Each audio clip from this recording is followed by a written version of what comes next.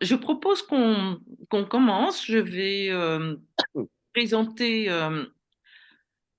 forcément brièvement le docteur Cantero parce que c'est impossible de dire, de développer largement sa biographie et bon, il en parlera, même si je connais sa modestie pour l'avoir rencontré quelques fois. Laurence co-animera ce CAFConf avec moi. Laurence Relmy, qui fait partie de notre conseil d'administration ainsi que de notre bureau. Et donc, le docteur Cantero a accepté d'intervenir ce soir au sujet d'un thème qui est le secret médical et qui est un thème qui peut être parfois polémique, en particulier concernant les maladies psychiques, la schizophrénie en particulier. Voilà, il développera. Le docteur Cantero est chef du pôle 94 qui regroupe les communes de Saint-Maurice-Charenton, Saint-Mandé et Alfortville. Euh, pour résumer, je pense que le docteur Cantero est très novateur, soucieux du respect des droits des usagers, de la démocratie sanitaire. Et il a été depuis très longtemps maintenant impliqué dans la représentation des usagers, des familles, dans les instances décisionnaires de son pôle, bien avant que ça devienne quelque chose de plus étendu, j'ai envie de dire aujourd'hui, qui commence à se développer. Il est très partisan d'avoir des unités de service ouvertes, c'est-à-dire concrètement les portes ouvertes. Il en parlera peut-être également. Il a proposé la mise en place des pairs aidants usagers, les médiateurs de santé pairs, très très tôt, des pairs aidants familiaux professionnels très très tôt aussi en France pour la première fois. Voilà. Et une offre de soins variés avec des pratiques cliniques inspirées de la thérapie institutionnelle et orientées particulièrement vers le rétablissement. Voilà. Et les pratiques centrées hors les murs. Donc, c'est une façon très très courte de le présenter. Nous répondrons à vos questions au fur et à mesure, ainsi qu'à celles que vous avez déjà envoyées. Et puis, eh bien, je vous laisse la parole, docteur. Merci. Je vous remercie pour la présentation. Je pense que le sujet d'aujourd'hui, il est vraiment lié à la démocratie sanitaire et aux droits du patient. Donc, je vais juste faire un petit rappel sur le secret médical, en tout cas quelques définitions. Euh, Au commencement, c'est vrai que le secret médical, on peut partir de l'Antiquité avec le serment d'Hippocrate que nous prêtons, nous médecins. Donc, alors il y a plusieurs versions, plusieurs traductions, mais si j'en choisis une parmi tant d'autres, c'est admis dans l'intérieur des maisons, mes yeux ne verront pas ce qui s'y passe, ma langue taira les secrets qui me sont confiés. Ou encore, admis dans l'intimité des personnes, je tairai les secrets qui me seront confiés. Reçu à l'intérieur des maisons, je respecterai les secrets des foyers et ma conduite ne servira pas à corrompre les mœurs. Bon, il y a d'autres versions. Le secret médical, secret professionnel, on y viendra, est basé sur des textes réglementaires. Il y a le code pénal tout d'abord. Je ne vais pas reprendre le code pénal, mais juste la révélation d'une information à caractère secret par une personne qui en est dépositaire, soit par état ou par profession, on verra tout à l'heure, soit en raison d'une infection ou d'une mission temporaire, va être puni d'un an d'emprisonnement, voire de 15 000 euros d'amende. Il y a aussi, parmi les textes réglementaires, le Code de la sécurité sociale. Il y a le Code de déontologie médicale. Il y a le Code de la santé publique. Il y a la loi relative aux droits des malades. C'est la loi Kouchner de mars 2002 qui renforce le secret devenu droit du patient. C'est non seulement un devoir du médecin, mais c'est aussi un droit du patient. Et puis, il y a la loi de santé 2016 où on élargit au secret professionnel. Mais je passe aussi sur la Convention européenne des droits de l'homme, la Déclaration universelle des droits de l'homme et aussi le Code civil. Donc on voit que ce secret, c'est pas rien, c'est pas mal de textes réglementaires. Si on regarde la définition rapidement, on pourrait dire que c'est l'interdiction de divulguer les informations dont est dépositaire le professionnel. C'est-à-dire tout ce qui est porté à sa connaissance dans l'exercice de la profession, c'est-à-dire ce qui a été confié, mais aussi ce qui a été vu, mais aussi ce qui a été entendu ou bien compris. C'est-à-dire du fait le plus anodin, le plus intime, au fait le plus intime. C'est-à-dire que ça peut être du fait le plus anodin au fait le plus intime. Les principes du secret. Donc on a vu que ce n'était pas un droit, mais un devoir du médecin, une obligation à l'égard de son malade. Ça ne sert pas les intérêts du médecin, ça sert les intérêts du patient. C'est une règle, c'est un droit des patients, dont on l'a vu tout à l'heure, et c'est une règle absolue. Rien ne peut délier le médecin, sauf exception légale. C'est pas opposable au patient, au malade, c'est sa propriété. Lui seul peut en disposer et il est maître de son secret. Mais même le patient lui-même ne peut pas exonérer le médecin, délier le médecin de son obligation de secret. De même que le fait que le patient révèle les informations qui le concernent ne libère pas le médecin de cette obligation. Et enfin, pour terminer sur les principes généraux, le secret ne cesse pas avec la mort. On verra qu'il y a 3 situations où la personne peut demander de lever le secret, mais le secret ne disparaît pas avec la mort du patient. Donc le secret professionnel, il s'impose à tout professionnel dans les conditions établies selon 3 critères. Par État, ça va être les ministres du culte, les religieux. Par profession, c'est la loi, les médecins, les avocats, les assistantes sociales, enfin les infirmières, etc. Par mission ou fonction, les psychologues, les éducateurs, les travailleurs sociaux. Et j'en passe.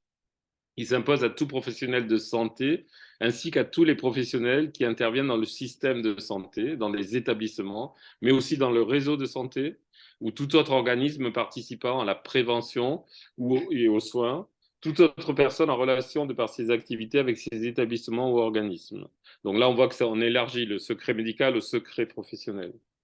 Ce contenu du secret professionnel, c'est le respect de la vie privée et du secret des informations. On l'a vu, c'est toutes les informations qui sont apprises au cours de l'exercice professionnel. L'information qui soit à contenu médical ou pas. L'information, qu'elle soit positive ou négative, c'est-à-dire l'absence ou la présence d'une maladie, l'existence d'un diagnostic ou il n'y a pas de diagnostic. Une information qui est déjà connue ou qui n'est pas connue. Une information qui peut être nuisible parfois ou pas. Alors pourquoi ce secret? Quel but? Quels sont les buts de ce secret? Pourquoi ce secret professionnel? Ça permet qu'une relation de confiance s'installe et ça permet de protéger, bien sûr, la vie privée de l'usager. Et alors, pour qui? Il est inopposable au patient, pour simplifier, mais par contre, il est opposable aux tiers. Et les tiers, sans distinction, c'est qui? C'est pardon, c'est le juge, c'est les professionnels qui participent pas à la prise en charge, mais c'est aussi les familles et les aidants. Si on parle de secret partagé, de partage d'informations à caractère secret, euh, qu'est-ce qu'on va communiquer? Quel est l'échange? Qu'est-ce qu'on va pouvoir partager? Est-ce que ce sont toutes les informations apprises au cours de l'exercice professionnel? Ce sont les informations confidentielles. Une information confidentielle, c'est une information à caractère secret. Et donc, elle n'est plus, enfin, elle n'est plus secrète si on la partage. C'est un secret qui devient. Est-ce qu'un secret reste-t-il un secret s'il est partagé? Est-ce qu'on risque de pas, ne risque-t-on pas de perdre tout le sens du secret à partir du moment où c'est partagé? Je ferai référence à Polichinelle et à la Commedia dell'arte. C'est un secret de Polichinelle. Tout le monde, en apparence, c'est un secret, mais tout le monde est au courant. Avec qui va-t-on partager ce secret? Le secret professionnel, il existe entre celui qui le détient, le déposant, et son dépositaire. Et on va voir qu'il y a plusieurs types de dépositaires possibles. Pardon. On a plusieurs types de dépositaires, donc des professionnels identifiés. Alors, les professionnels d'une même équipe de soins, par exemple à l'hôpital, le patient, tout professionnel, que ce soit l'ASH, c'est-à-dire l'agent du service hospitalier qui fait le ménage, que ce soit l'infirmier, l'aide-soignant, la secrétaire, etc., tout le monde est soumis au secret professionnel. Et le consentement du patient est présumé. C'est-à-dire, il fait appel à une équipe, il peut exercer son droit de retrait à tout moment, dire non, je ne veux pas que ces informations soient divulguées, mais en principe, de base, c'est toute l'équipe professionnelle qui est soumise à ce secret. À condition que les professionnels participent à sa prise en charge et que ces informations soient strictement nécessaires à la coordination ou bien à la continuité des soins, à la prévention ou au suivi médico-social. Si c'est une autre équipe de soins, il faut le consentement préalable du patient. Un exemple, un patient est hospitalisé à Toulouse, il arrive à Paris, je demande le compte-rendu de son hospitalisation, eh bien, il faut que le patient ait prévenu l'équipe de Toulouse pour autoriser le compte-rendu, l'envoi du compte-rendu par exemple. Donc, à partir du moment où la personne n'est plus dans le soin, il faut le consentement préalable du patient. Qu'est-ce qu'on va partager toujours dans tous les cas, ça va être dans la limite du périmètre de nos missions. Les informations uniquement strictement nécessaires, dont nécessaires à la coordination, à la continuité des soins, à la prévention, ou suivi médico-social ou social. On pourra y revenir tout à l'heure parce qu'on est confronté bien souvent à des professionnels des CCAS, dans des centres d'action sociale, du Conseil local de santé mentale qui nous posent parfois des questions, qui nous mettent dans l'embarras puisqu'on est soumis à ce secret. Donc, on pourra y revenir tout à l'heure dans la discussion si vous le souhaitez. Donc, juste pour revenir sur le plan, avec qui partage-t-on ce secret? On a vu d'abord des professionnels identifiés, mais par ailleurs, il y a les aidants familiaux, donc c'est le sujet qui nous concerne aujourd'hui. Eh bien, pour les aidants familiaux, il n'y a aucune spécificité. C'est-à-dire, c'est un tiers dans la relation entre le patient et le médecin, et donc il n'y a pas, voilà, il y a un consentement qui doit être explicite, nécessaire, pour que toute information puisse être dite en présence de l'aidant familial. Voilà, le secret, il est vraiment maintenu avec les aidants familiaux. Je ne sais pas si dans d'autres pays, c'est tout à fait la même chose, mais en tout cas, les aidants familiaux ne sont pas considérés comme aidants familiaux professionnels. Ils sont aidants familiaux. Avec la personne de confiance, parce que vous allez me dire tout de suite, il y a des aidants familiaux qui sont des personnes de confiance depuis, je ne sais plus si c'est 2002 ou plus tard, mais on est dans l'obligation de demander à la personne quelle est sa personne de confiance lorsqu'elle est hospitalisée ou lorsqu'il y a un suivi. La personne de confiance est un interlocuteur quand même privilégié et autorisé. Il est désigné par un acte volontaire du patient, pas forcément pardon, je dis, ça peut être quelqu'un d'extérieur à la famille. Ça peut être un médecin, une assistante sociale, ça peut être un ami. C'est pas forcément quelqu'un de la famille, mais souvent c'est quelqu'un de la famille. Donc c'est désigné, la personne de confiance est désignée par le patient, l'usager de façon volontaire. Mais normalement, c'est pour préparer son incapacité future. Dans le cas où il peut, son incapacité future dans la relation avec le médecin, dans le cas où il ne peut plus exprimer ses volontés. Et que la personne de confiance va respecter ses vœux. Mais c'est pas en psychiatrie, en tout cas, la personne de confiance va parfois et surtout avoir un rôle d'accompagnement si la personne est en mesure de décider par elle-même, elle peut demander à la personne de confiance de l'assister, de l'accompagner dans des démarches médicales. Donc, de participer aux entretiens médicaux, mais toujours avec le consentement du patient. On ne recevra pas la personne de confiance sans le patient. On ne donnera pas d'éléments du dossier médical à la personne de confiance sans passer par l'usager. Mais par contre, il peut être accompagné pour comprendre ce qui se passe, sa maladie, etc. Et donc, c'est un rôle consultatif aussi que peut avoir cette personne de confiance. Elle peut éclairer l'équipe médicale sur le patient. Voilà. Mais surtout si la personne, ce rôle consultatif, il a lieu surtout si la personne ne peut pas exprimer ses volontés. Donc, toujours conditionné à l'accord du patient. Alors le secret, c'est pas un pouvoir du médecin. Ça peut paraître pour les familles un certain pouvoir, en tout cas du médecin, mais il est préservé, toujours préservé dans l'intérêt du patient. Il est encadré par la loi. Bon, il y a des dérogations, je ne vais pas rentrer dans les dérogations, il y a quelques dérogations. Voilà. Et peut-être un peu à titre provocateur, si je fais une citation de Max Paul Fouché, donc, qui avait dit « Pour que demeure le secret, nous tairons jusqu'au silence ». Vous voyez que c'est un peu extrême et que c'est peut-être pas, c'est pas un refuge derrière lequel on va se cacher. Nous, en tout cas, ça ne devrait pas être un refuge derrière lequel on devrait se cacher, nous soignants. Et c'est pas un but en soi, ce secret. Le secret, c'est le ciment, la base de la relation de confiance entre le soignant et le soigné, entre le médecin et l'usager. Mais la condition de confiance, elle n'est pas basée uniquement sur la confidence. Elle est basée sur la confidence, mais pas uniquement. Alors, deux autres citations. Bernard Horny, qui est médecin, pardon.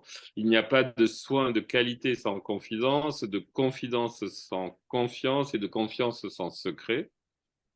Il a dû reprendre peut-être de professeur Louis Porte en 1950, qui avait dit il n'y a pas de médecine sans confiance, de confiance sans confidence et de confidence sans secret. Mais du coup, on est dans une situation un peu difficile, nous médecins, et un peu contradictoire pour nous. C'est-à-dire, est-ce qu'on respecte le secret médical?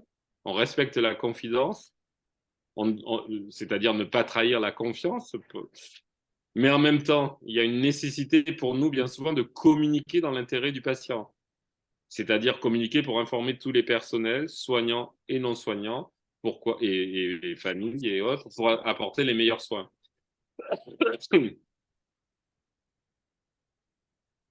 Mais la confidence divulguée, le secret n'en est plus un. Et donc, il y a le risque de perte de confiance du patient. Donc, on est toujours dans cette situation un peu un dilemme pour le médecin. Comment fait-on avec cette histoire de secret? Le secret conservé, la confidence respectée, l'information nécessaire à la prise en charge reste masquée avec une risque de perte de chance, du coup, pour le patient. Et à terme, perte de la confiance parfois. Donc, c'est toujours, voilà, on est toujours un peu en position d'équilibre. Et pour terminer, avant de discuter, répondre à vos questions peut-être, ou mettre, vous poser quelques mises en situation, quelques questions qu'on a vécues, en tout cas dans le service et avec lesquelles je travaille avec le personnel. Mais avant tout, juste le secret, la relation soignant-soigné-aidant, puisque c'était important. La dynamique induite par le partage du secret peut parfois être pathogène, mais parfois elle peut être structurante. On est toujours dans ce dilemme un petit peu. Parfois, ça va être constructif, mais parfois, ça va détruire la relation. On va être dans une situation catastrophique. N'oubliez pas que la relation entre le médecin et le patient, c'est une relation singulière, un colloque singulier. Le patient, il doit être, et on y est de plus en plus, acteur de ses soins, de sa prise en soin. Il doit être au centre de la prise en soin. Et le patient souffre d'une pathologie, mais ce n'est pas que sa pathologie. On dit souvent il est schizophrène. Non, il n'est pas schizophrène, il souffre d'une schizophrénie. Je crois que les mots sont importants. Et le patient, il a souvent un réseau d'aidants de première zone et de deuxième, enfin, je ne sais pas si on peut dire, je ne sais pas, première zone ou deuxième zone. En tout cas, il y a plusieurs réseaux, on va dire. Je veux pas quand je dis première et deuxième, c'est pas pour mettre un ordre une échelle de grandeur, mais il y a les professionnels, mais il y a les familles aussi. Donc, il a tout ce réseau. Et nous, on doit faire avec. L'alliance thérapeutique, c'est quoi? C'est l'alliance avec le patient en vue de faire, en vue de l'amener vers le rétablissement, vers la réhabilitation. Et pour cela, il faut un intérêt, enfin, un lien de confiance qui s'instaure. Et ce lien de confiance, je suis désolé, mesdames, messieurs, mais parfois, il est remis en cause par vous, les aidants, les familles. Et comment faire alors justement? Comment faire pour ne pas remettre en cause cette alliance? L'alliance avec l'alliance aussi avec les proches, avec les familles, elle est essentielle. On doit faire alliance avec les familles. On doit faire, j'allais dire, équipe même parfois. C'est essentiel. Mais pas, attention, pas au détriment de l'alliance avec l'usager. La temporalité entre l'alliance avec l'usager, l'alliance thérapeutique, et la temporalité, enfin, et avec l'alliance avec la famille n'est pas la même. On n'est pas sur la même temporalité. Et du coup, ça peut engendrer quelques difficultés parfois avec les familles. Et les familles, elles ont l'impression de parcourir des sauts de haies, des obstacles à n'en plus finir pour justement, parce qu'elles sont confrontées au refus parfois des soignants. Pourquoi les soignants refusent de donner des informations? Parce que le patient refuse lui-même et que la position de l'usager diffère parfois de la position des familles. Alors bien sûr qu'il y a comment dire, des détours, des contours, je ne sais pas comment on pourrait faire, mais déjà rien n'empêche aux familles de poser des questions aux équipes du CMP. Je parle de service public pour nous en tout cas, aux équipes qui ne sont pas forcément directement en charge de leurs proches, mais peut-être poser des questions sur comment ça fonctionne, comment fonctionne le CMP, comment fonctionnent les équipes, par rapport à la maladie, peut-être avoir des conseils sur les droits, enfin pas mal de questions. Rien n'empêche aux équipes de transmettre aussi ces infos de façon anonyme, c'est-à-dire pas concernant forcément la personne, mais en étant plus large. Euh, je ne sais plus ce que je voulais dire d'autre sur le sujet. Euh, oui, enfin voilà, l'idée c'est essentiellement de ces familles qui sont en difficulté peuvent faire appel pardon, aux professionnels du CMP et pour ceux qui ont la chance d'en avoir, aux professionnels, pères aidants, familles professionnelles. Mais je crois que c'est pas encore développé en France, mais ça peut être une aide, en tout cas un recours, euh, sans mettre en cause, en remettre en cause le secret professionnel. Je crois que j'ai perdu un peu le fil, mais je crois que c'est Docteur, l'essentiel de ce que je voulais dire. si vous me permettez, vous avez évoqué tout à l'heure et vous en avez parlé lorsque nous avions préparé votre intervention et j'ai trouvé que c'était intéressant parce que c'est une notion qu'on n'aborde pas nécessairement, celle de la temporalité, c'est-à-dire elle est différente entre euh, les patients et euh,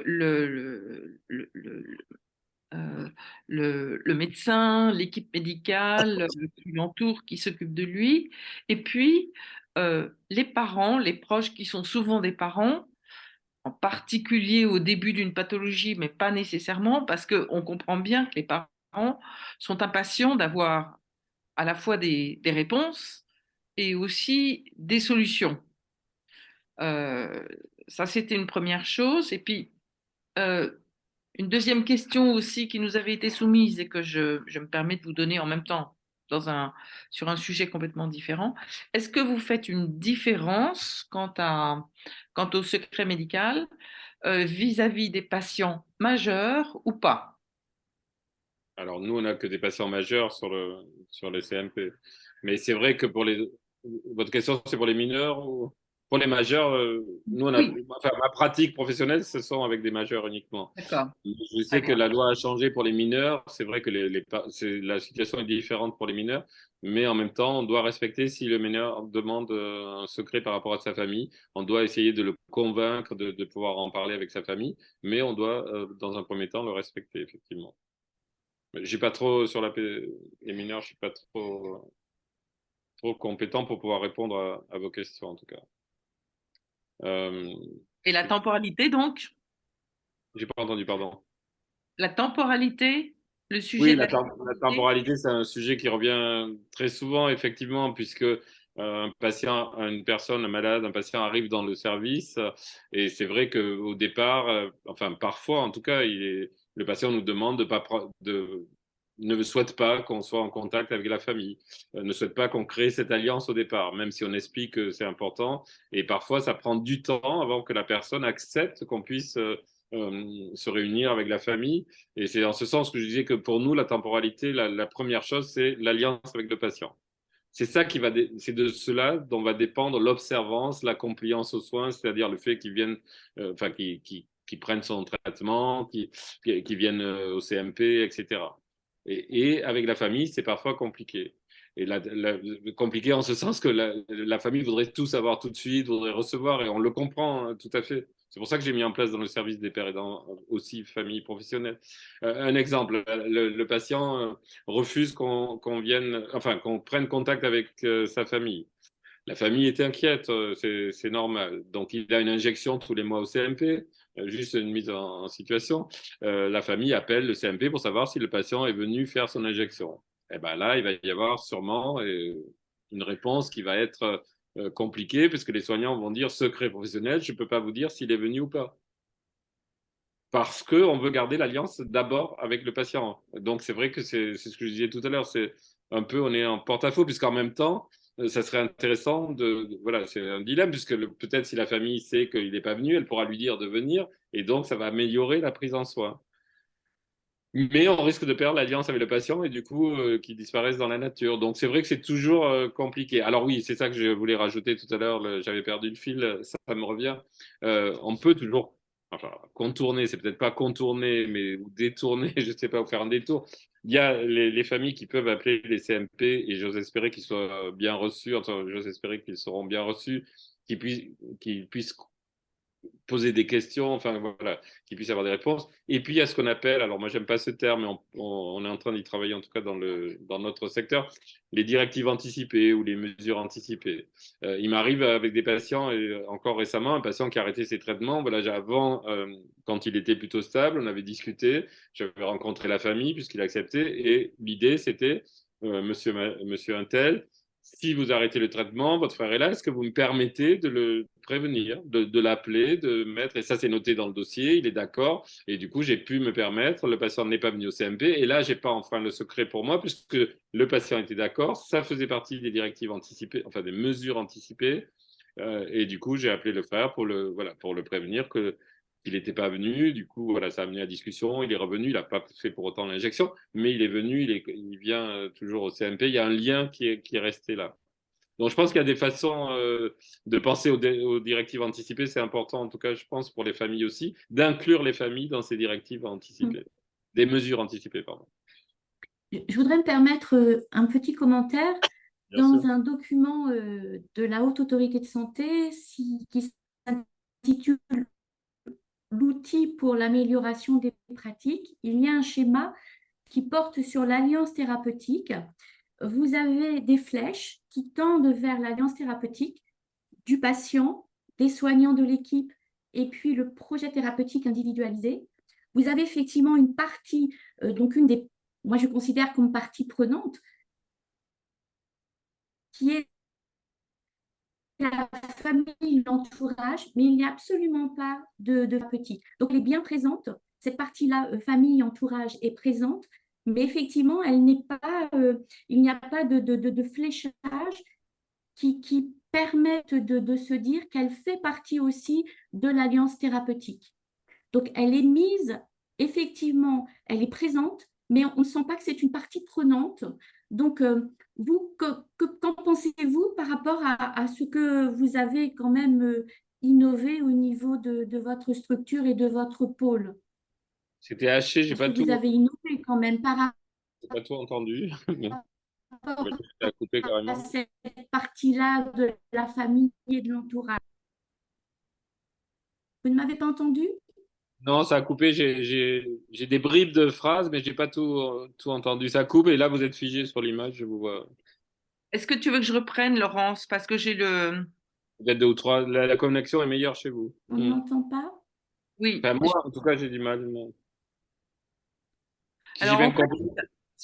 c'est un diagramme de la Haute Autorité de Est-ce que Santé vous... que Laurence Oh, nous a transmis D'accord. au sujet de l'accueil vers un ouais, projet thérapeutique. Et donc, ouais, on a dans les quatre angles, thérapeutique le- et de la notion. Non, on a j'entends pas. Oui, J'entends pas. J'entends Dominique, mais vous, je vous entends pas. donc je reprends succinctement. Nous avons désolée. le Désolé. patient, le patient, toutes ces entités convergent vers l'alliance thérapeutique avec le Ouais. patient, son histoire, ses ressources, sa motivation. Ensuite, les soignants et l'équipe avec l'éthique, la bientraitance, la formation. Ensuite, le projet euh, thérapeutique individualisé qui est la conséquence de tout ça.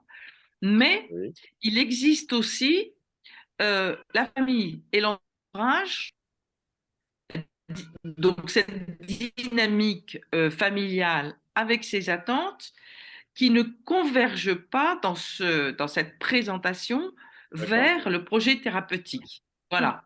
Donc, qu'est-ce que vous avez comme commentaire à ce sujet-là? Est-ce que vous-même, dans vos pratiques, vous avez mis en place certaines choses? Voilà, je me suis permis de Oui. reprendre Laurence. Oui, C'est merci. dommage que ça ne converge pas, puisque pour avoir enfin, en tout cas, l'alliance avec les proches, comme je disais tout à l'heure, est nécessaire. Donc, c'est même pour favoriser cette alliance thérapeutique, hein. Donc, du coup, nous, ce qu'on a mis en place dans le, je sais pas si je réponds à la question, mais ce qu'on a mis en place, en tout cas, dans le service, donc c'est les pères aidants. Alors, il y a déjà des pères aidants usagers, c'est-à-dire des personnes qui ont été confrontées à la maladie, qui sont maintenant suivies dans d'autres secteurs, qui sont rétablies et qui travaillent avec nous.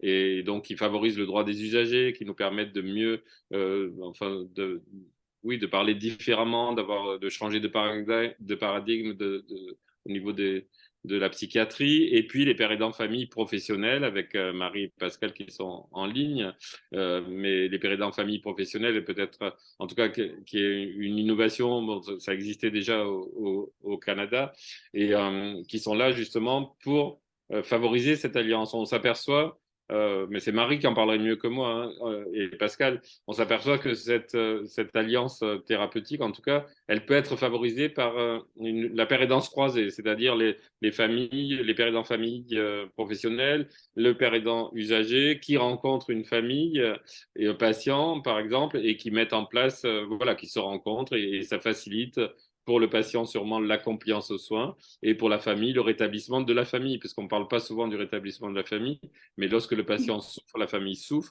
et évidemment il y a un rétablissement qui doit être, alors peut-être pas concomitant, mais en tout cas, ce rétablissement, les deux rétablissements sont essentiels.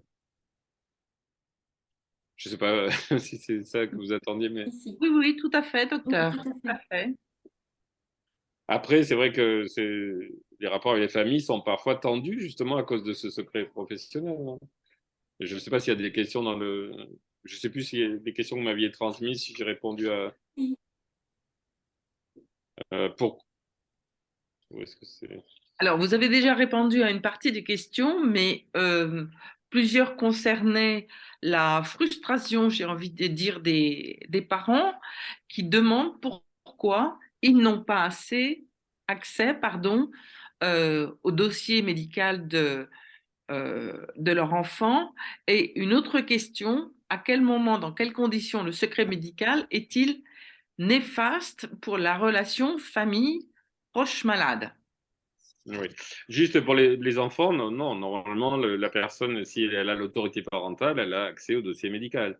Là, je comprends pas, puisque c'est, voilà, à partir du moment où normalement, elle a l'accès au dossier médical. Comme un usager a droit, depuis 2002, enfin, l'accès à tout son dossier médical, juste on enlève les informations, normalement, qui viennent du tiers ou qui concernent le tiers, la famille ou autre. Mais en principe, normalement, dans la première question là, que vous avez posée, normalement, je pense que je comprends pas. Ils ont accès au dossier médical et s'ils n'ont pas accès, il faut faire recours au service juridique de l'hôpital, etc. Je pense qu'il y a une confusion entre le secret médical et le dossier médical. Ah oui. Voilà. À mon avis, l'erreur vient de là. Et c'est vrai que pour les proches, euh, le dossier médical n'est pas forcément facilement accessible. Parfois, il faut le demander avec insistance. Et voilà, cette frustration fait qu'on peut confondre avec le secret médical aussi, qui est effectivement autre chose, vous avez clarifié. L'accès au dossier médical, bien sûr, pour un adulte, c'est pas sa mère qui va le demander. Il y a que la personne adulte concernée qui peut le demander. Ça nous est arrivé hein, récemment où la mère d'un usager, enfin d'un patient, il n'est pas sous mesure de protection tutelle, auquel cas elle aurait pu, mais il est pas sous mesure de protection, et donc elle limite la signature de son fils, elle écrit pour avoir le dossier médical. Donc voilà, il y a quand même des garanties où on demande la pièce d'identité, etc. Et où le fils refusait qu'on livre le dossier médical, évidemment, on ne l'a pas livré. Donc il y a des situations parfois comme ça un petit peu curieuses, puisque la famille n'a pas accès au dossier médical. Je parle pour les adultes, pas pour les mineurs. Par contre, le patient peut avoir, on ne peut pas lui opposer. Et nous, ce qu'on propose, c'est quand même de recevoir, de ne pas envoyer comme ça un dossier médical par la poste, mais de recevoir le patient avec la personne qui le souhaite. Ça peut être la famille, ça m'est arrivé de recevoir des patients qui voulaient voir leur dossier médical avec leur famille. Et en fait, on s'aperçoit que finalement, ce n'était pas le patient qui voulait voir le dossier, mais c'était la famille, puisque j'ai proposé de le voir ensemble et que finalement, les questions venaient de la famille et non pas du patient. Donc, c'était ce que je vous ai dit, moi, ma pratique, c'est vraiment que ça soit, on en parlait tout à l'heure avec Pascal et Marie, si je peux en parler là, c'est le diagnostic, par exemple. Le diagnostic, moi, il n'y a pas je ne vais pas donner le diagnostic à la famille. Le diagnostic, la famille, je sais que les familles veulent savoir le diagnostic de leur premier épisode. Il arrive en psychiatrie, il souffre de tels symptômes, et on veut mettre un nom sur enfin, sur la maladie. Et c'est normal. On avait échangé, Dominique, un peu sur ce sujet, mais c'est normal parce que voilà, tout le monde a envie de savoir pourquoi on se soigne, et si on prend tel médicament, c'est par rapport à tel diagnostic. Le problème en psychiatrie, c'est que le diagnostic, il est subjectif, et qu'il n'est pas, voilà, on n'a pas une radio qui dit ça c'est la schizophrénie, ça c'est le trouble bipolaire, on n'a pas un électrocardiogramme comme les cardiologues, et qu'on travaille avec l'entretien. La base de notre examen en psychiatrie, c'est l'entretien médical, l'observation. On recueille l'anamnèse, c'est-à-dire l'histoire du patient, de la maladie, l'histoire de la biographie, de la famille du patient. Voilà, et on observe. Le recueil de la sémiologie, on observe les symptômes que l'on observe. Et à partir de là, on fait une hypothèse diagnostique. L'hypothèse diagnostique, voilà, c'est une hypothèse, comme je vous dis, c'est pas un diagnostic. Vous avez la Covid, vous faites un test, on sait que c'est la Covid, c'est diagnostic positif. Nous, on n'a pas ces éléments. Donc, ça reste subjectif. Donc, lorsqu'on annonce le diagnostic, on va l'annoncer à la personne, si on a un diagnostic. Et ensuite, est-ce que cette personne va vouloir le dire à sa famille? C'est pas sûr. Et en tout cas, c'est pas à moi, toujours pour garantir le secret médical, de donner ce diagnostic à la famille. Par contre, ce que je vais faire, c'est ce que je vous disais tout à l'heure, il y a toujours des moyens, j'aime pas dire ça contourner, mais détourner ou faire des détours, c'est-à-dire faire un entretien familial. La famille va nous interroger à nous. Moi, je vais pas m'interroger à moi, par exemple, je vais pas répondre, mais je vais dire, monsieur Untel, est-ce que vous voulez dire de quoi vous souffrez? Et là, on est surpris. On est surpris parce que c'est ce que je disais tout à l'heure à Pascal, pour animer des groupes, à Marie aussi, pour animer des groupes familles ensemble, c'est-à-dire qu'on est surpris, c'est-à-dire que eh ben, la personne va vous dire, je donne un exemple hein, comme ça par hasard, je souffre de troubles bipolaires. Et moi, je sais qu'il souffre pas de trouble bipolaire, je sais qu'il souffre de schizophrénie, mais je vais pas trahir son secret, ça lui appartient. Du coup, voilà, je vais dire, ben voilà, il souffre, on va détourner, il y a tel symptôme, il a besoin de tels soins, on va détourner. Et après, au groupe famille, je vais entendre la maman qui va dire, ma fille souffre de trouble bipolaire, et je sais bien que c'est pas ça. Mais est-ce que c'est important finalement? C'est ça qu'on se dit. Est-ce que le diagnostic est si important? Bien sûr, c'est parfois important. Je ne sais pas s'il y a des familles qui veulent réagir. Bien sûr, c'est important pour soigner, mais en tout cas, est-ce que c'est important que la famille connaisse ce diagnostic? Et vous posiez la question tout à l'heure de savoir quand ça peut être nuisible. Si là, je dis non, c'est schizophrénie, je pense que je perds l'alliance avec le patient, enfin la patiente, et puis du coup, ça devient compliqué. Enfin, ça peut être nocif à ce moment-là. Il y Merci, a une docteur. question dans le chat Je n'ai pas entendu. euh, qui, qui est comment? Excusez-moi, j'entends pas. Il y a une question dans le matic. Je vais changer d'endroit. Ah, oula, c'est moi qui dois les lire, vous les relayez?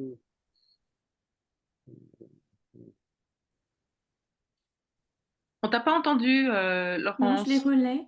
Euh,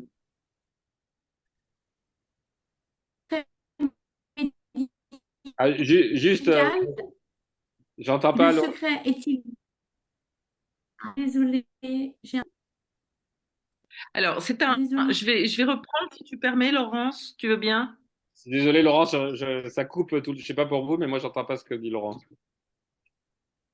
Là, je Alors, lis. Par contre, je suis en train de lire la MD, une amie. Non, juste pour résumer, je lis pas tout, mais le secret est-il différent en médecine somatique? Non, le secret est le même. C'est le secret médical. Ça concerne à la fois la psychiatrie, la médecine somatique aussi.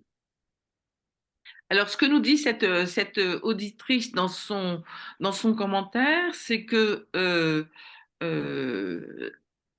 tout de suite après l'opération de l'époux d'une de ses amies, le chirurgien l'a appelée pour lui dire que tout s'était bien passé. Et donc, elle s'interroge sur justement le secret médical. Est-ce que déontologiquement, il était normal ou est-ce que c'est parce que c'est une bonne nouvelle et qu'il souhaitait la rassurer et la lui annoncer? Et elle se pose la question, et j'avoue que beaucoup de parents aussi s'interrogent, est-ce que dans le domaine de la médecine somatique, on- il y a une règle qui est différente? Vous êtes en train de dire que non, et pourtant, les parents, les proches ont beaucoup plus fréquemment des réponses quant aux symptômes, quant au diagnostic, quant au pronostic. Voilà. C'est vrai. Non, c'est tout à fait juste et c'est intéressant justement la question parce que il n'y a pas de différence. Le secret, c'est le secret, que ça soit somatique ou pas. Et là, on voit bien la différence entre les maladies psychiques, enfin, maladies mentales et les autres pathologies et le stigmate que ça peut entraîner, c'est-à-dire voilà les représentations. Du coup, maladie somatique, oh ben c'est pas grave, elle a été bien opérée. On peut dire à la famille alors qu'on n'est pas en mesure. On est médecin chirurgien, on n'a pas à répondre. On n'a pas à dire, on n'a même pas à dire que la patiente a été hospitalisée dans le service, normalement. Donc, c'est vrai que, voilà. Mais ça montre bien un peu la différence de traitement entre les maladies psychiatriques et les autres pathologies, je pense. Non, moi je dirais non, je peux pas répondre. Après, si la personne a dit oui, appelez mon ami pour, voilà, ça fait partie des directives anticipées, on fait des mesures anticipées.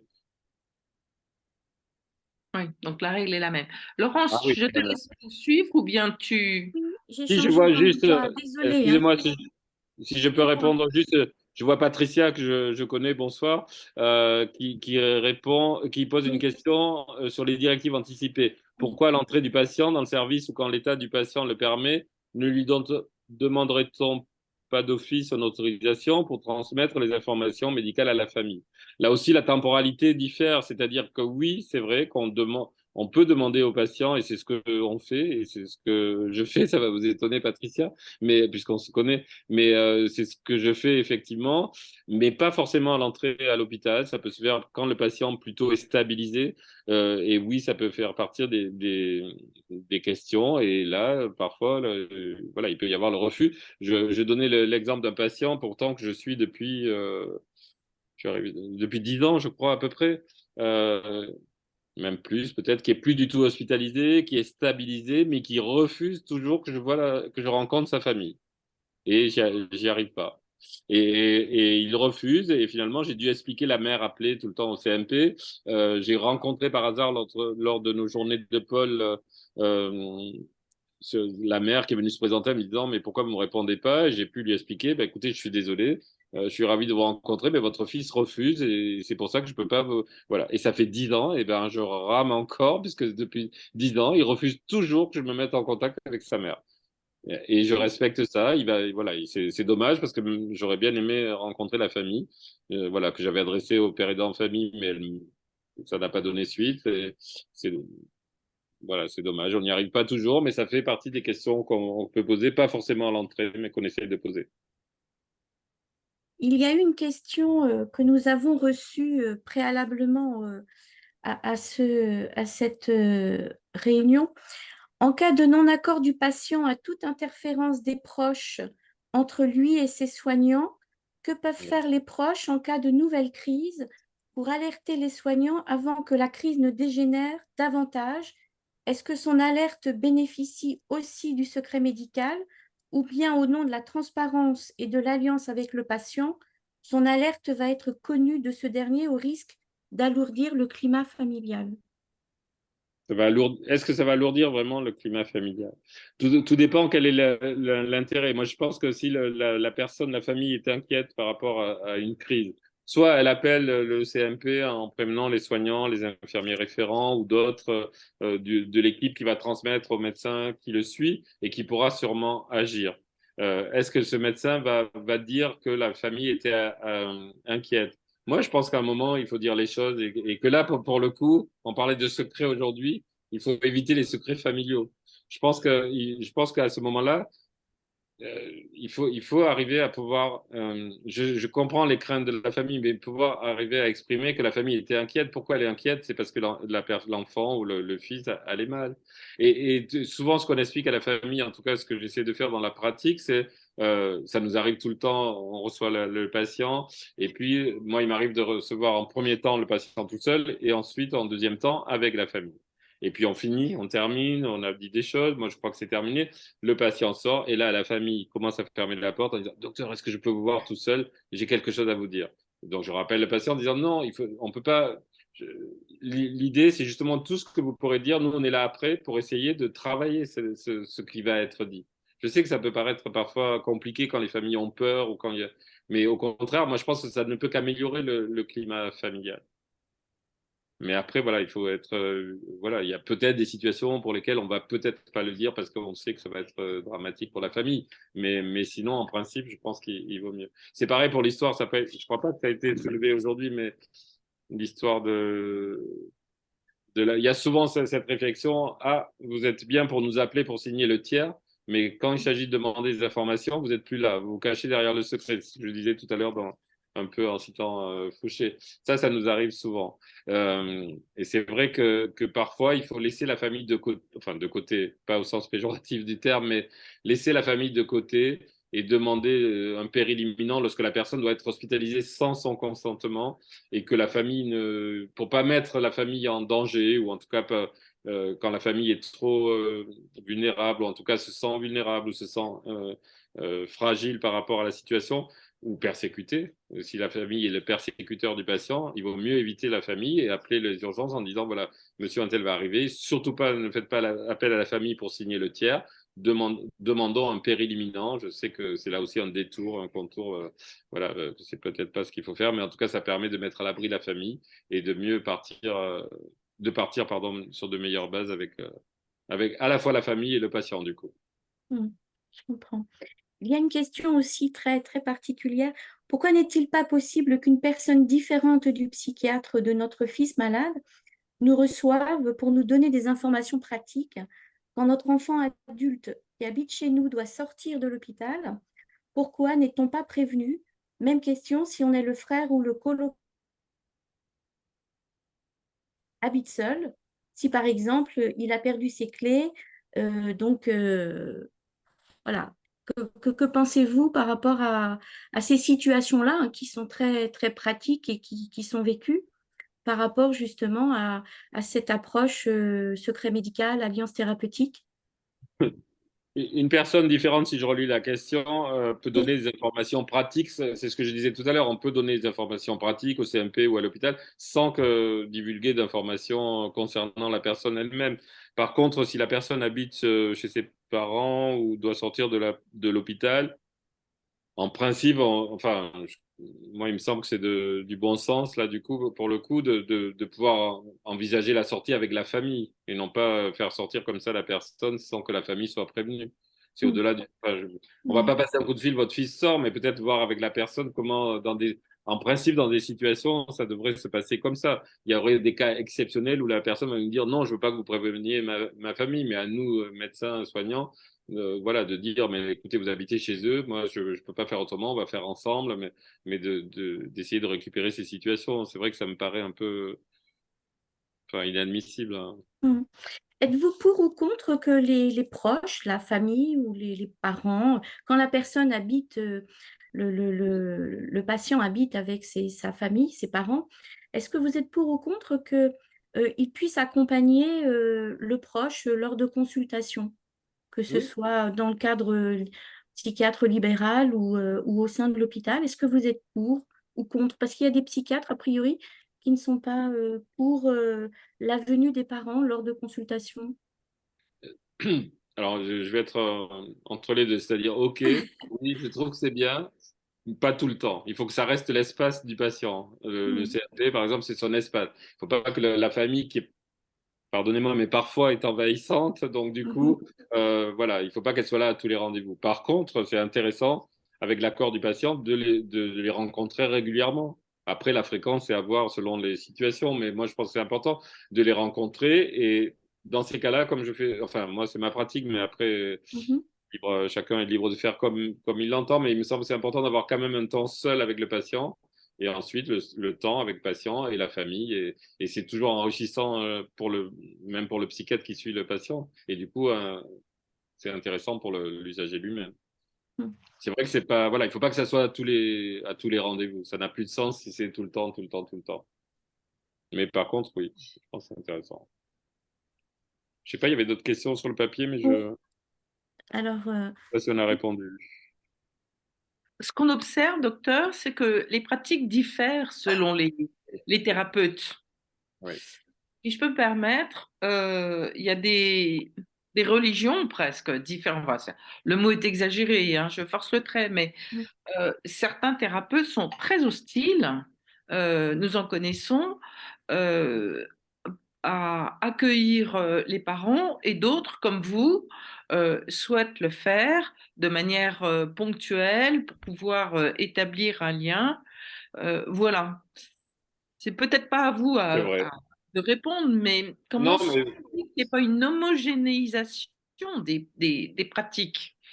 je C'est sais ça pas. qui est compliqué aussi pour les C'est proches. compliqué et je pourrais vous dire que moi-même j'ai évolué. Et Patricia qui est là, je la vois pas, mais elle me voit, pourrait le confirmer. Et je pense on a eu des débuts très difficiles puisque Patricia est la maman d'une personne que je suis, voilà, pour lequel il y a eu une alliance qui s'est faite. C'était compliqué et au détriment au départ de l'alliance avec Patricia. Donc c'est vrai que ça a été compliqué et que je pense que j'ai évolué aussi au fil des années. Et que ça s'apprend pas dans les manuels et que je pense que ça s'apprend au fur et à mesure de la pratique.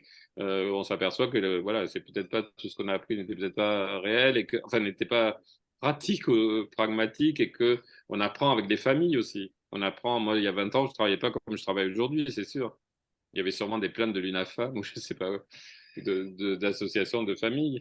Donc je pense que, mais par contre, vous avez raison, mais c'est pareil pour les fonctionnements des CMP. Vous savez que la psychiatrie à l'heure actuelle est quand même dans une mauvaise passe. En tout cas, on est en situation difficile avec manque de psychiatres, manque d'infirmières, etc.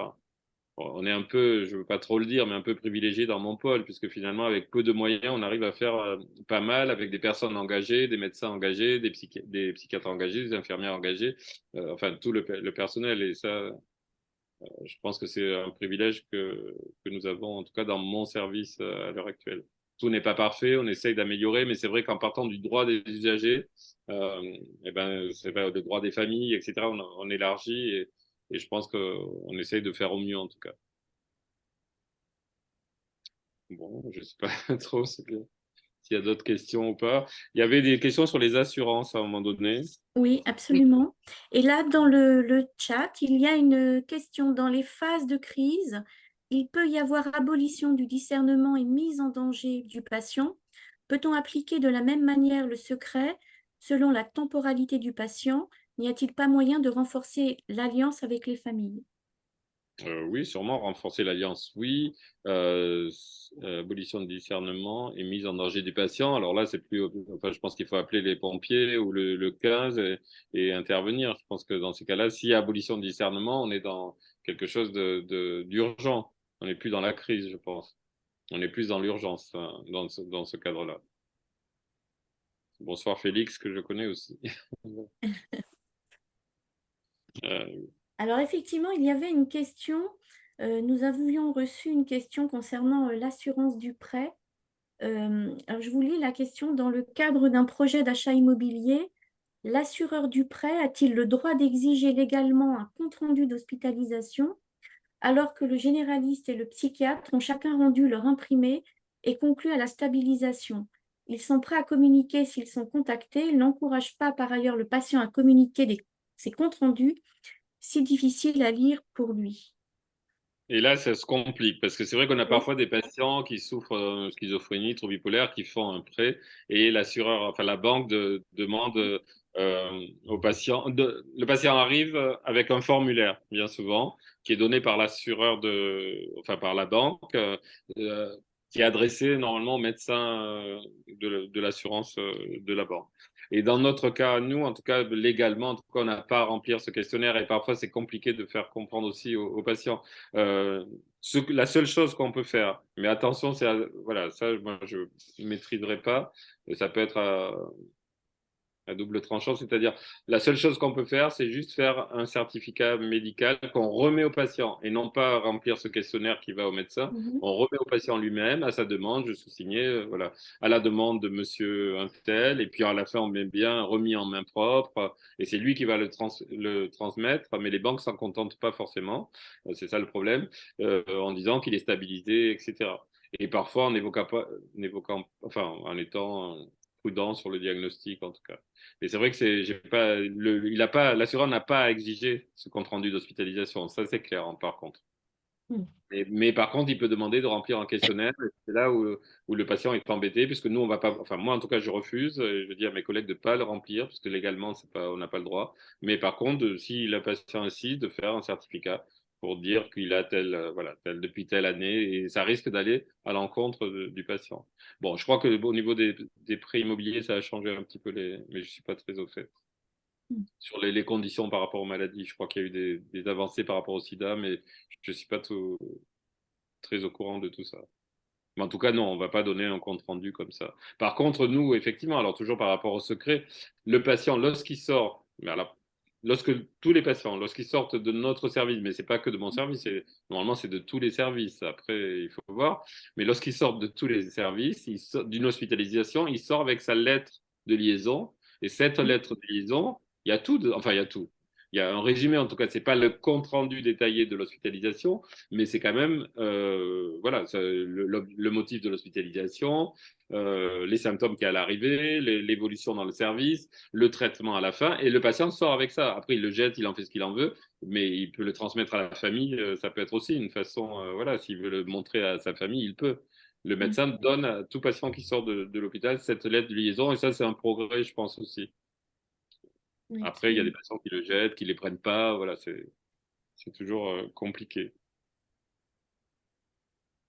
Alors par contre, j'ai pas compris enfin, je suis pas. Est-ce que le secret médical est respecté lorsqu'un compte Amélie a été ouvert? J'ai pas très bien compris la question. Et quelles sont les précautions à prendre pour qu'il soit respecté? En principe, je pense que c'est respecté. Enfin, je saurais pas répondre à cette. Il y a pas de. Je sais pas. Je sais pas répondre à cette question. Non, pour moi, c'est si on ouvre un compte sur Amélie, c'est voilà, c'est que c'est sauf piratage ou je sais pas quoi, c'est confidentiel. Oui, absolument. Mais bon, j'ai pas plus d'éléments. Est-ce que c'est par rapport au dossier je sais pas. Médical, oui, peut-être. Oui. Oui. Comment fonctionne le jeu, on a dit. Après, j'ai pas vu d'autres questions, je crois.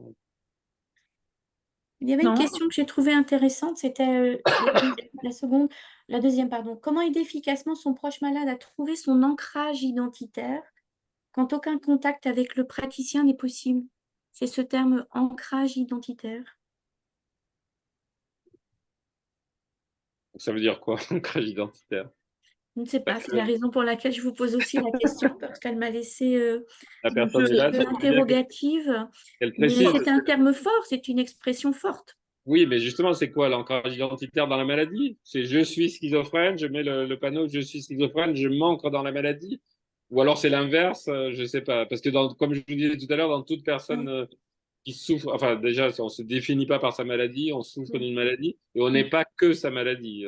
Ça, les familles le savent bien, et que tout n'a pas à voir dans les comportements avec la maladie. Il y a aussi la personnalité de la personne. Par contre, aucun contact avec le praticien, c'est compliqué, mais il y a quand même l'exemple que je vous donnais avec le patient dont je vous parlais depuis 10 ans et que je n'ai aucun contact avec sa famille parce qu'il le refuse. Il me semble que, mais c'est une conjecture de ma part, que que pour cette personne, euh, faire entendre à son proche qui souffre d'une pathologie, mais que, indépendamment de cela, il a quand même une personnalité, il ne se définit pas par sa pathologie, c'est compliqué dans la mesure où elle n'a pas de contact et de lien avec le thérapeute. Est-ce que ça peut être ça, le sens de la question? Oui, Voilà. ça pourrait être. Mais alors pourquoi elle n'a pas de contact avec le thérapeute? Bonne question. Nous ne savons pas, docteur. Voilà. Est-ce que c'est la personne qui le. C'est vrai que je sais pas. Mais ça montre bien que les proches les parents, bien souvent, ont envie d'aider leur enfant qui souffre et ont envie d'avoir le plus de stratégies et d'outils possibles. Et devant le manque de moyens dont ils disposent, ils aimeraient pouvoir s'adresser aux médecins, aux praticiens, et ils n'y arrivent pas forcément. Après, ce n'est pas nécessairement le rôle du médecin d'expliquer aux parents ce qu'ils doivent faire, mais je pense que très souvent, cette frustration vient du fait que on ne sait pas quoi faire, on ne sait pas comment faire, et on n'a personne d'autre à qui s'adresser que, sauf si on fait évidemment une formation, mais euh, le, le, le praticien, le médecin dont on attend qu'il nous donne des solutions finalement. Oui, c'est vrai que est-ce que c'est vraiment au médecin? Pourquoi pas? Attends, c'est regrettable qu'il n'y ait pas de contact entre le médecin, c'est sûr, et la famille. Mais sinon, j'ai parlé tout à l'heure des pères aidants famille professionnels, mais il y a aussi Oui. les groupes pro-famille, il y a aussi le programme Bref. Enfin, il y a d'autres outils qui peuvent être utilisés pour aider les familles, justement. Mais c'est vrai que ça peut pas faire l'économie du contact avec je pense, avec le psychiatre ou le praticien. Ben, une réponse assez proche quelquefois démunis ou même parfois désespérés, c'est de leur recommander de se faire eux-mêmes aider. C'est une chose dont on a parlé au sein de notre association. C'est très difficile de mesurer le fait que nous-mêmes en tant que proches, nous avons besoin d'être aidés, alors on se donne le rôle d'aider notre enfant malade comme à la fois nécessaire, légitime. On a tendance à s'oublier, mais du coup, euh, on perd, on oublie un certain nombre de moyens qui pourraient nous être donnés. Vous avez cité Bref, il y a effectivement d'autres formations qui s'adressent aux proches aidants. Et puis, bien sûr, les proches aidants familiaux, les pères aidants familiaux qui on l'espère, se développent. Voilà, qui pourraient faire un lien, en fait. Mm. Les pères aidants familiaux professionnels sont soumis au secret professionnel, je suppose. Est-ce qu'ils ont accès à certaines informations et pas à d'autres, hein, je suppose? Les RU sont aussi soumis au secret professionnel par rapport à un certain type d'informations. C'est pour ça qu'ils ont accès aux réclamations et aux plaintes. Qu'en est-il par rapport aux pères aidants familiaux professionnels? Alors, juste, c'est dommage que Marie puisse pas répondre, elle répondrait beaucoup. Mais quand même, juste les pères aidants pardon, les pères aidants médiateurs de Famille, santé, oui. c'est-à-dire, Oui. non, juste avant, les pères aidants usagers, pères aidants médiateurs santé père, Oui, ont dans mon service, c'est pas dans tous les cas, hein, mais dans mon oui, service, ont accès au dossier médical du patient. Ils ont accès, d'accord. ils participent aux réunions cliniques, ils font selon l'unité fonctionnelle où ils sont, ils ont vraiment accès à tout, ils font partie intégrante de l'équipe. Les pères aidants famille professionnelle, c'est différent, puisque les pères aidants famille professionnelle, ils sont là non pas pour l'usager directement, même s'il y a un Mhm. impact sur l'usager, mais ils sont là pour les familles. Et donc, du coup, ils n'ont pas accès à ce dossier justement médical. Par contre, ils échangent avec les médecins, ils font partie de certaines réunions cliniques, de réunions institutionnelles, de réunions, voilà. Donc, oui, ils sont soumis effectivement aussi au secret professionnel, bien sûr, et au secret médical. Mais Oui, Marie en parlerait mieux que, je crois qu'elle, voilà, elle partage. Je crois qu'elle dit quelque chose. d'accord. Partage de loyauté entre l'équipe et la famille. C'est ça la D'accord. complication Merci pour eux, Marie. effectivement. Ouais, c'est une position qui est pas facile, hein, père aidant famille, Non, j'imagine. Oui. entre l'équipe, la famille et la différence. Alors juste un point, puisqu'on est sur le sujet, si on a quelques minutes, la différence avec les pères aidants que vous êtes sûrement tous, ou en tout cas dans les associations, l'UNAFAM et Promesse et autres, la différence avec les pères aidants famille professionnels, et c'est vraiment qu'ils sont, enfin je le répète à chaque fois, mais ils sont au cœur du système de la psychiatrie. Ils sont parmi nous, au sein des équipes, ils sont Mhm. intégrés. Et du coup, ça change le rapport qu'on peut avoir. Moi, enfin, voilà, c'est des rapports avec l'UNAFAM, elle n'est pas là, je regarde, mais du 94 sont pas forcément sereins parfois, alors qu'on aime bien travailler avec eux. C'est complémentaire. Les pères en famille professionnels peuvent orienter sur ces associations de bénévoles. Mais la différence, c'est que là, ils sont vraiment parmi nous au sein de l'équipe, faisant partie de l'équipe. Et ça change les rapports, je pense, hein, Oui, absolument. dans leur approche avec l'aide qu'ils peuvent apporter aux différents aidants, familles, que ce soit parents, enfants, voilà. Oui, je comprends. Et de ce fait, ils sont vraiment acteurs et actifs Ouais. et permettant justement cette fameuse alliance thérapeutique. Ils y Voilà, du coup, contribuent. Je comprends. alors que parfois, avec les bénévoles d'autres associations, on est parfois en discussion, parfois, voilà. Pas toujours, mais des fois, c'est compliqué. Juste un autre point par rapport, lorsqu'on recrute des pères aidants usagers, et c'est pareil, je pense, pour les pères aidants famille professionnelle, enfin, c'est deux registres différents, mais Mhm, ce que l'on regarde essentiellement, c'est quel est le rapport, la distance qu'ils ont avec oui, leur pathologie, les institutions psychiatriques, le fonctionnement des institutions psychiatriques. L'antipsychiatrie, c'est très bien, ça nous fait avancer, mais on ne peut pas être toujours contre le système des psychiatres, des infirmiers, etc., qui prennent en soin les proches ou qui prennent en soin les patients. Sinon, sinon, c'est compliqué. Et les pères aidants qu'on a recrutés, je pense que ce soit au niveau famille. Alors, au niveau des usagers, ben, ils ont une certaine distance par rapport à leur pathologie. Ils sont sur le chemin du rétablissement. Comme disent certains, ils sont rétabli, mais c'est un long chemin et c'est mhm, jamais acquis.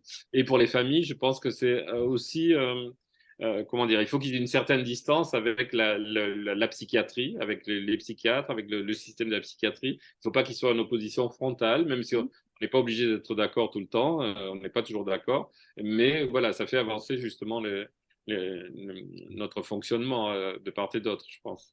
C'est ça la richesse, en tout cas, de ces périodes Oui, dans la famille professionnelle. Et c'est absolument. dommage que parfois ça soit vécu comme une concurrence par certains bénévoles, alors que c'est pas notre idée première en tout cas. Mm. Voilà ce que je peux dire juste sur les pères aidants. À quelle époque, docteur, vous avez intégré dans votre service justement Mm. la pérédance? Ça fait longtemps déjà, je crois. Pas tant que ça, parce que attendez, je crois que c'est 2017 ou je me souviens plus. 2017 ou 2010, je me souviens plus. Mais ça a été long, hein, ça a été un processus de 9 mois pour préparer les équipes, c'est-à-dire le processus avant de dire voilà pourquoi on va recruter telle personne parce qu'elle a l'expérience de sa maladie. Ça a été 9 mois. Les professionnels, les collègues n'étaient pas forcément d'accord. C'était d'abord oui, mais pourquoi tu recrutes? Nous, on a tel diplôme, ils ne l'ont pas. Ils connaissent. C'est pas parce qu'ils ont eu telle maladie ils en savent plus que nous.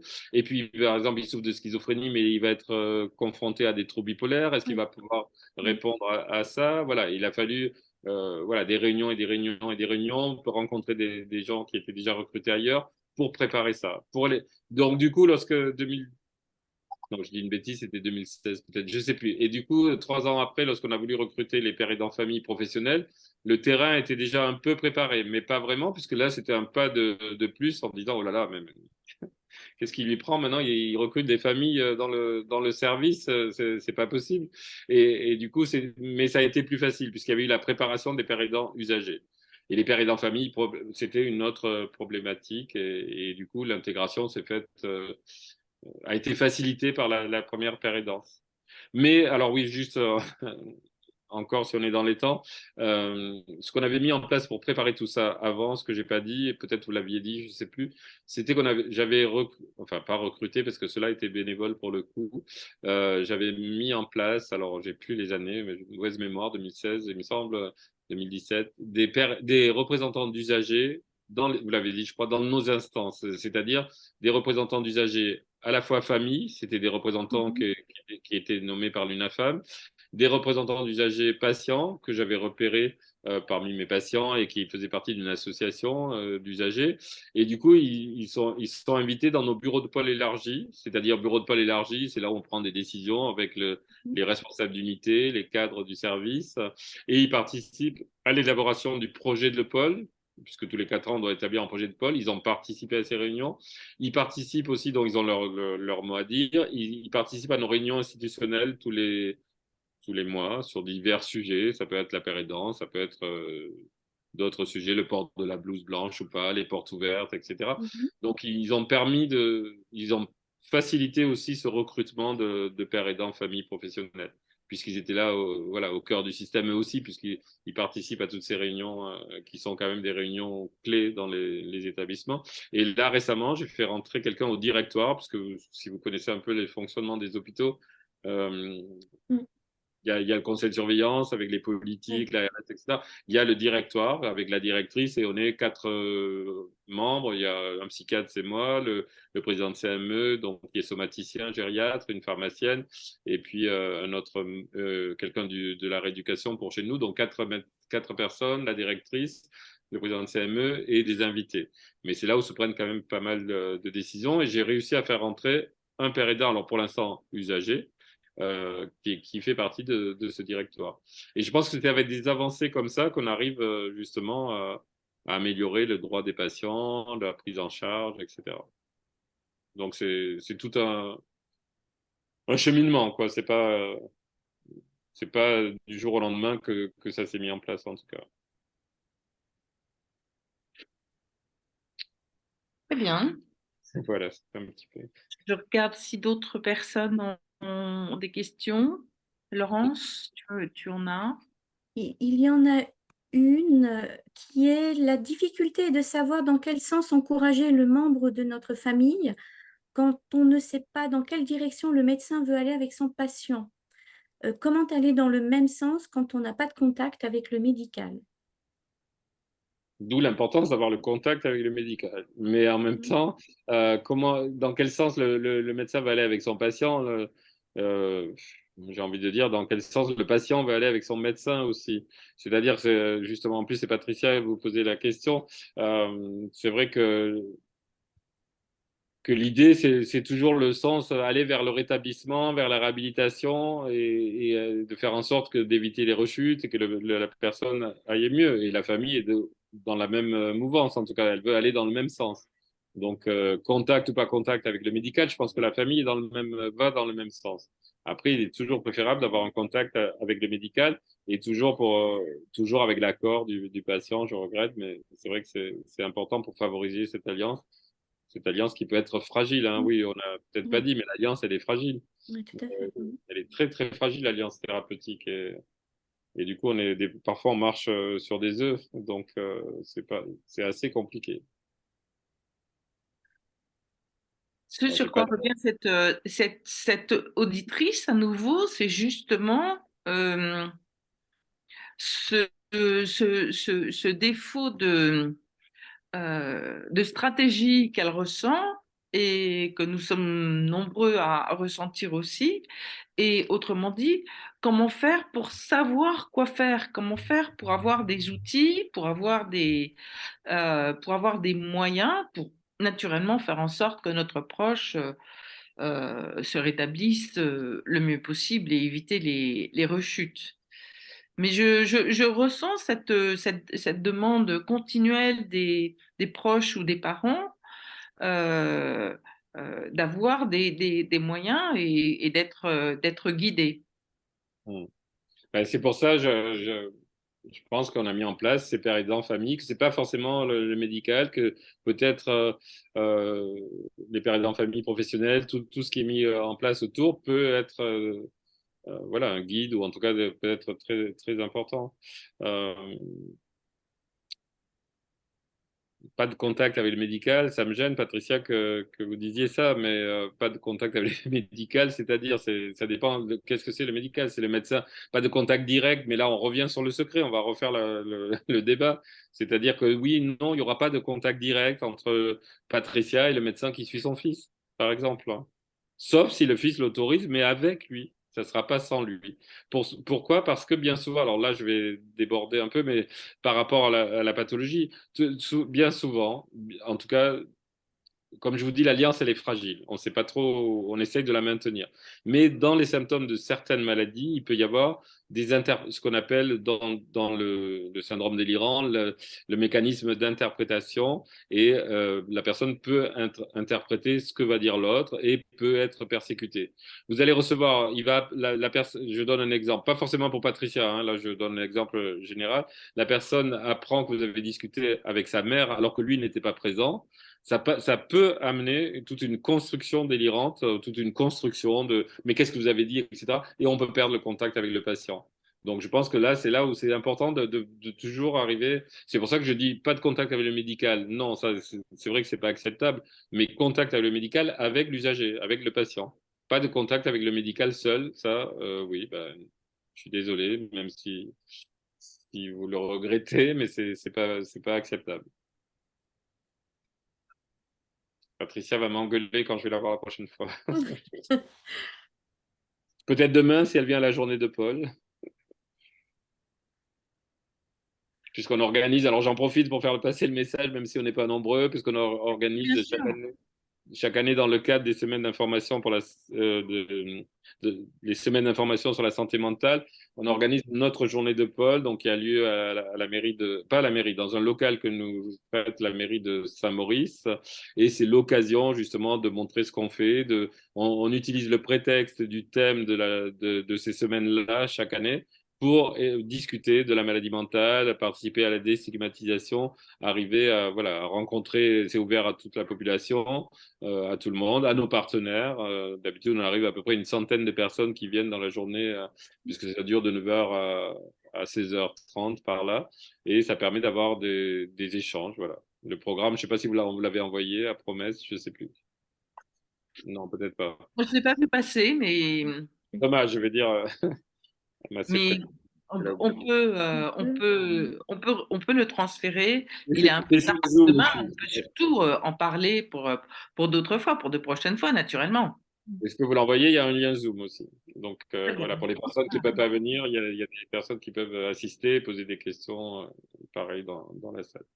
Et c'est vrai que ça participe à la déstigmatisation, je pense, en tout cas de la maladie mentale, puisque c'est ça aussi enfin, c'est un des problèmes, en tout cas, qui intervient dans les difficultés d'alliance thérapeutique, d'alliance avec les familles, parce que lorsqu'il y a l'annonce d'un diagnostic de pathologie parfois lourdes, comme la schizophrénie, eh ben, ça entraîne pas mal de modifications au niveau familial, aidant, enfin, il y a pas mal de retombées négatives souvent, parce qu'il y a une méconnaissance de la maladie.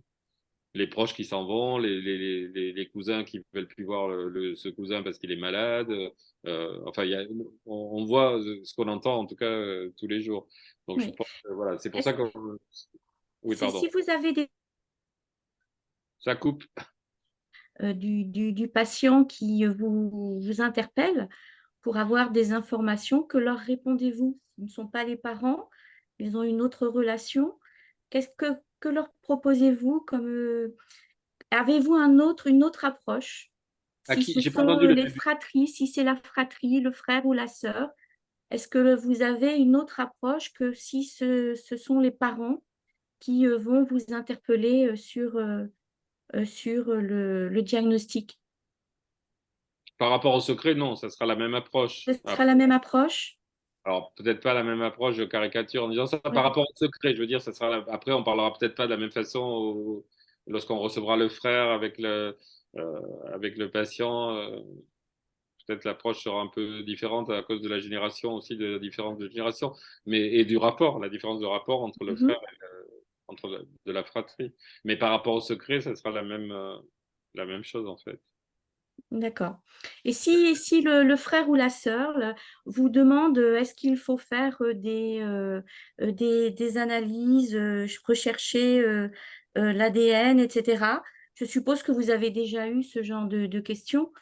Euh, que répondez-vous? Oui, alors c'est vrai qu'il y a cette approche-là, que ça peut être avec les Génétique ou héréditaire? Oui, et voilà, c'est ça, avec les enfants tout à aussi, fait. Mm. de savoir si, attention, ben, non, il faut rassurer la famille en disant que c'est pas héréditaire. C'est-à-dire qu'il y a des terrains parfois familiaux, il y a sûrement, mais c'est vrai qu'en en psychiatrie, bien souvent, et pour toutes les pathologies qui nous concernent, en tout cas dans le service public, l'étiologie, la cause, elle est souvent multifactorielle. Donc, il y a Oui. plusieurs facteurs qui interviennent dans le déterminisme de la maladie. Et du coup, non, on peut pas dire que c'est héréditaire. Et c'est pas parce que la personne enfin, souffre de schizophrénie que, mettons, la mère est en présence de son fils qui souffre de schizophrénie et s'inquiète des petits-enfants. Est-ce que les petits-enfants vont souffrir de schizophrénie? Non, il n'y a pas d'hérédité. Il Là, peut je y vous avoir. parlais par rapport au frère ou à la sœur, parce que la relation n'est pas la même. Et c'est vrai que c'est un sujet qui, aujourd'hui, c'est un sujet qui se pose sur justement la notion de génétique, d'hérédité, etc. Et vous pouvez avoir des fratries, et c'est pour avoir fait certaines sessions, qu'effectivement, c'est une des questions qui se posent donc chez les frères et les sœurs, chez les fratries. Et c'est difficile de savoir qu'est-ce que vous allez répondre, puisque derrière, il y a quand même le secret médical. Il n'y a Est-ce plus que de vous allez proposer ou pas? Est-ce que vous allez... Non, il n'y a pas de secret là, parce que en fait la question elle est générale. La question Oui, elle est que la schizophrénie est héréditaire? Donc là on peut répondre facilement. Ou oui, est-ce que telle pathologie est héréditaire ou pas? Donc oui, c'est ce que je disais tout à l'heure, les fratries ou pas, et j'espère qu'elles sont bien accueillies dans les services. Mais euh, voilà, on peut répondre toujours. Il y a toujours des détours. Et c'est pas répondre directement, c'est de façon générale. Moi je peux répondre que la schizophrénie n'est pas héréditaire. mm, Voilà, et que du coup, on peut rassurer. Ça nous arrive de rassurer les fratries, effectivement. Pas que d'accord. les fratries, mais entre autres les fratries. D'accord. Il y a une dernière question, je la pose. Vous la voyez? Même Oui, avec des directives anticipées, une personne de confiance, les risques de sentiments de persécution, vous ne recevez la famille qu'avec la présence du patient. Y a-t-il des moyens d'éviter de recourir aux pompiers au nom du respect du secret? j'avoue que je comprends pas bien la question, parce que quel rapport y a-t-il des moyens d'éviter de recourir aux pompiers au nom de le recours aux pompiers, c'est vraiment s'il y a une situation d'urgence, hein. Oui, Le rapport avec les directives anticipées, on va mettre en place Je n'ai pas bien compris la question. Il y a deux questions, à mon oui, avis, tout à fait. qui sont Je te pas laisse forcément. parler, Dominique, vas-y. Je t'en prie. D'après ce que je comprends, deux questions qui ne sont pas forcément la conséquence l'une de l'autre. D'une part, avec les directives anticipées, donc je suppose qui concernent ce que le patient souhaite, enfin comment il envisage la prise en charge au moment d'une éventuelle crise future, euh, vous ne recevez la famille qu'avec la présence du patient. Tout Autrement dépend dit, ce qu'il y a. Pardon, excusez-moi.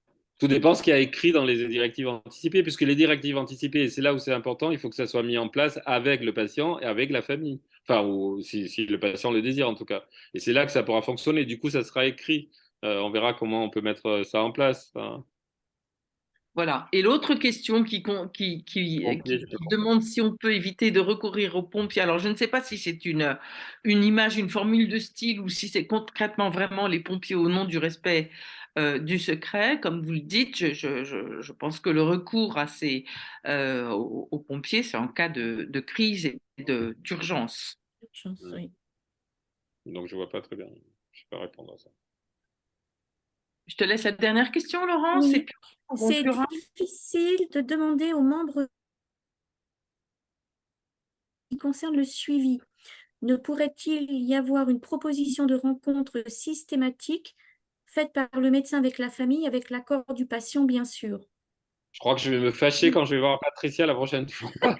Parce que c'est pas possible, Patricia.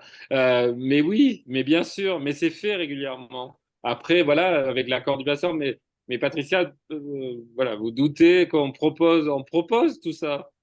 Ce que je dis souvent, alors juste le mot de la femme, je vois qu'il va être l'heure, mais ce que je dis souvent, c'est qu'on a plein d'outils, on a au niveau du CMP, au niveau de l'hôpital de jour, et que les familles voudraient que tout le monde, que leurs proches s'en saisissent. Mais pourquoi mon fils, il va pas à l'hôpital de jour? Ah, vous avez ce spectacle avec Pietra Gala, mais pourquoi il participe pas? Ah, mais vous avez le CATTP qui va voir l'expo, mais pourquoi il le fait pas? Mais parce qu'il ne s'en saisit pas. Et on essaye de faire en sorte qu'il s'en saisisse, mais tout ça, ça prend du temps. Et voilà, voilà aussi. Et donc, on essaye de proposer des rencontres systématiques. En tout cas, c'est ce que nous faisons dans le service avec la famille. Mais malheureusement, c'est pas toujours faisable. Voilà. J'espère que j'ai répondu à Patricia, mais pas qu'à Patricia, aux autres aussi. Oui. En tout cas, nous vous en sommes gré parce que tous les services ne proposent pas, comme vous le faites, des rencontres systématiques qui ont lieu ou pas, mais en tout cas, voilà, ce souhait, cette volonté, eh ben, on déplore qu'elle ne soit pas systématique. Et je te laisserai dire un mot, Laurence, mais moi, je voulais déjà vous remercier infiniment du temps que vous nous avez consacré, docteur, parce que je sais que vous êtes très occupé, que ce sujet, nous ne sommes pas nombreux aujourd'hui, mais vraiment euh, euh, est très, très présent dans toutes les familles, en particulier pour ce qui concerne les maladies mentales et psychiques et qu'il faut en parler, hein. Je pense, il faut en parler euh, et trouver des solutions et trouver des stratégies. Donc, vous avez parlé de la pérédance, vous avez parlé des directives anticipées. Nous parlons beaucoup de la formation des proches et de la prise en charge des proches et du rétablissement des proches aussi. Euh, voilà, toutes choses qui font que en tout cas, nous l'espérons, les relations entre praticiens et proches, bien sûr autour du patient, s'amélioreront. Voilà, on vit d'espoir, mais en tout cas, nous œuvrons pour que ça se déroule de cette façon-là. Voilà. Ben, Je merci. te laisse dire un mot, Laurence. Écoutez, merci de votre présence et merci de nous avoir consacré ce temps. C'était extrêmement instructif et j'espère que beaucoup vont suivre votre voie et concilier justement cette alliance thérapeutique. Et nous découvrons qu'il y a de nouveaux métiers à venir et je suis remplie d'espoir et je ne manquerai pas de vous citer et de parler de ce que vous faites au sein de votre pôle. C'est un exemple à suivre, vraiment sincèrement. Vraiment merci, très sincèrement. Et je sais effectivement que vous êtes extrêmement pris. Nous étions un peu plus de 60, hein, 60 personnes ont répondu, hein. Et je pense que beaucoup, effectivement, comment dirais-je, attendre avec beaucoup d'impatience le replay pour écouter ce temps avec vous. Merci à vous, docteur Cantero. Vraiment merci. Non, me citez pas trop parce que j'ai assez d'ennemis comme ça parmi les collègues, donc pas trop de citations. Merci. Bonne soirée. Bonne Merci. soirée à vous. Merci, au Merci revoir. beaucoup, docteur. Merci, Laurence, et merci à tous. Merci à Pour votre tous. présence. Au revoir.